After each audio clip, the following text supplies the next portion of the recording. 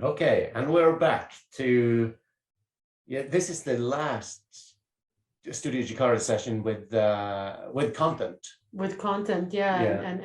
Or there will be content in the last one as well, but different content. Jakarta's, or well, rather this is specification content, not Jakarta, but specification content. Yes, and in this talk, we will have Kido Man here. Welcome, Kido, and you will be talking about Microprofile GraphQL.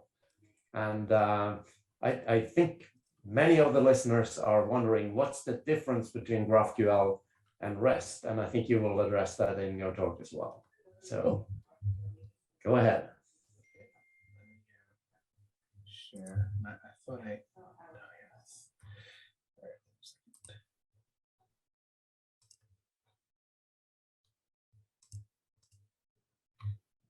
Okay, can you guys see that okay? Yes, we can. Excellent. Okay, so yes, thank you, Ivar and Tanya. I'm going to talk about GraphQL and Microprofile. So yes, this is the opening part. I forgot to show this.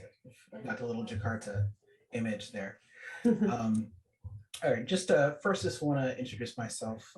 My name is Kido. I'm the principal consultant at Virtua, where we do training, consulting, and mentoring for basically full stack, but full stack meaning, front end can be JavaScript and Angular, React, whatever. Back end is almost always Java in our world. So heavily invested in the whole world of the Java ecosystem, been in the community for a long time. I'm a Java champion. I'm a Google developer expert in web technologies, and I'm the co-host of the Stack podcast. So if you like podcasts, you should check that out. We talk about Jakarta EE, we talk about Java, we talked about front-end development as well, and all things related to software and enterprise development. So that's my overview. I am not a member of Microprofile specifically, but I have worked with GraphQL a lot, so I've become very interested in Microprofile GraphQL. So what I'll do is just spend a couple minutes talking about GraphQL in general, and then I'll talk a little bit about the Microprofile implementation of GraphQL. So first, what is GraphQL? So this is a very simple example, and it's basically just an alternate approach to client-server communication. So it's not REST, it's not SOAP, it's not gRPC, it's completely different than all those things. And here's a simple example. On the left here is a query, and the query is saying, give me all the heroes and give me the name property of all the heroes. So you can see here we're basically asking for the data, and we're asking for the properties of the data, but we're not specifically calling an endpoint. We're saying here's the data, here's the part of data I want, and that's the basic premise behind GraphQL. So the main thing is that it does not use REST. Now, of course, the default transport is HTTP, but it doesn't have to be. But it doesn't use REST. It was actually created by Facebook. And if you think about it, this makes a lot of sense because it's really great for representing graphs. And of course, Facebook is all about graphs of relationships. So it was started back in 2012. It was open source in 2015, and in 2017, the GraphQL Foundation was started, which is actually part of I think the Linux Foundation. So it's a pretty big organization, and if you look at the list of companies, there are a lot. So everyone from GitHub to Lyft, Twitter, etc. use it. Of course, Facebook does. Probably the largest user, I would assume. So that's sort of the story there. And if you think about it, it's actually sort of different than REST, and it tries to solve a few specific issues. So one of the main things is that the client decides what data it wants. So instead of the server coming up with an endpoint and then essentially saying, okay, this is my endpoint, here are the inputs that you can provide, and here's the data I provide. It's more like saying the client is requesting the data, and it tells you the server what data it wants, and then the server decides where to get it. And so it sort of flips the APIs on their head a little bit. And what this means is that it's actually well suited for BFFs or backends as front ends. So that's one of the areas you'll see it where you have several different microservices or dozens, who knows, and you basically want to provide a unified API that the front end can access. So that's one of the common ways to use it. It's not the only way, though. You don't have to do it that way. It's just a good example. Another main difference between REST and GraphQL is that GraphQL uses a consolidated single dynamic endpoint. So as opposed to you writing like a whole bunch of different endpoints, you basically just have GraphQL running. Everyone calls that endpoint and then just requests the data that they want. Now you do define multiple queries or mutations for that data. So that's sort of the way you define endpoints. But in terms of the URL, it's basically just one base URL that everyone accesses. Another very, very compelling feature of GraphQL is subscriptions. And this is the idea that you specify the data that you want, but the server pushes back the data changes. So it pushes back the updates. And this to me is actually probably the most compelling thing because it's not something that's built into REST. And it's something you get out of the box with many GraphQL implementations. And the transport is not baked into the protocol. However, the WebSocket transport is the most popular, but you could use any transport you wanted. You could even be like MQTT if you were dealing with external devices, Internet of Things sort of devices. So it's quite powerful. But I think another key difference is that it has a defined data format. So essentially you have a schema that you've defined, and that defines the contract between the front end and the back end. And it's a lot more granular than what you define with like, a Swagger endpoint. It basically, there's a whole language for defining schemas that is typed. And to me, this is really another very powerful feature.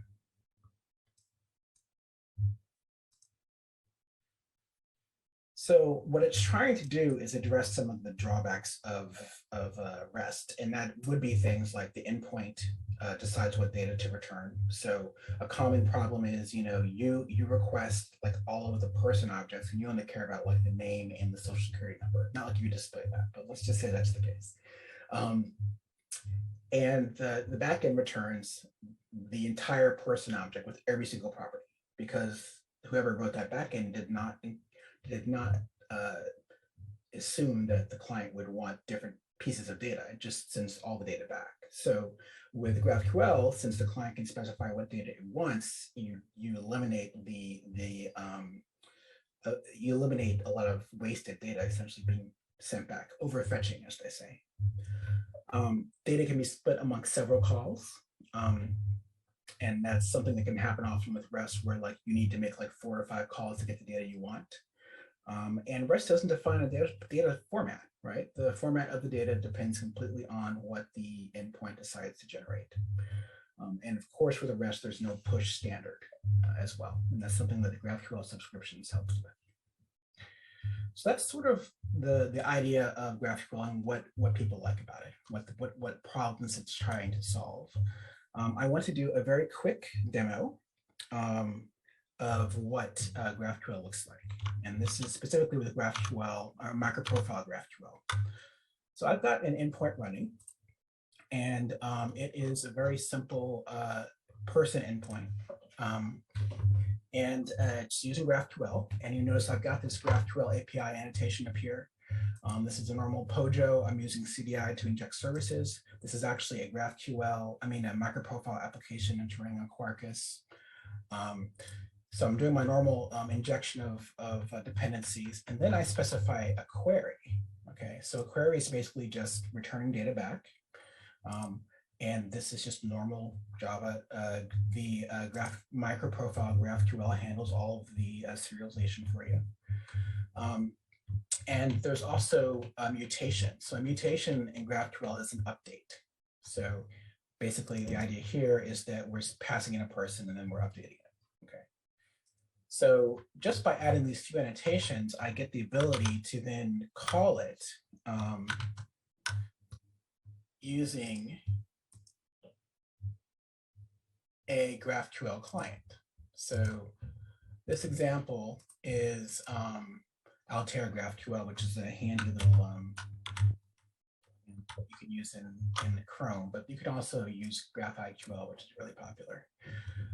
And so on the left here, you see I've got a query. So here I have query people, and you'll note here I'm actually getting code completion. Okay.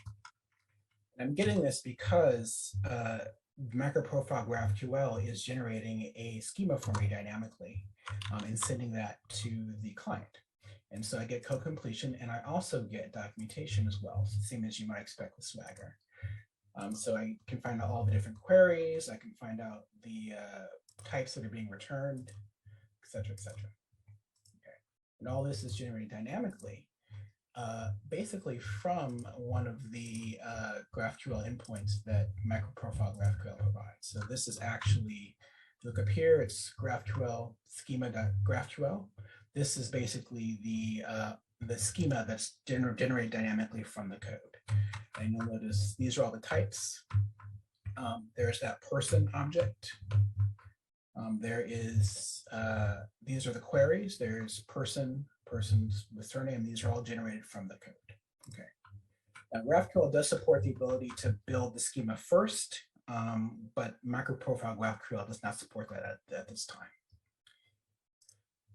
So I can very easily take this query and then run it. And then what I get back is, of course, data. And this is sort of the standard format for a GraphQL response. It is JSON, but you see I've got the data as the first node, and then I've got whatever data I've requested coming back. And then, of course, I could easily change what I wanted, right? So let's say I really only wanted to get back the ID and the names. I could then do that, and then I get this data back. So this is just a very, very quick example. I'll show you a link of the example I'm using at the end of the presentation, but this should just give you a flavor for what it's like and how it's different than REST, but provides some capabilities that REST does not provide. Okay.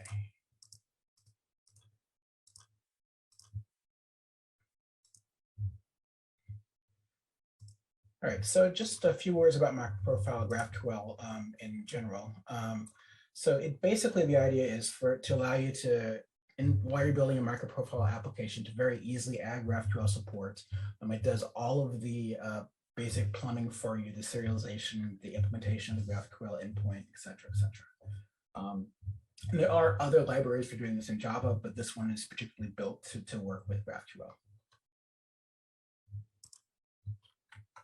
So 1.0 came out in February 2020, and it defines the server-side APIs that I just showed you, and also supports queries, which again are retrievals of data, and mutations, which are updates. 1.1 came out this year and had some minor changes, nothing that really affects end users very much. And 2.0 should be out soon, and that will work with Microprofile 5, and that's going to use all the Jakarta EE namespace changes. So not a whole lot of material change in functionality there.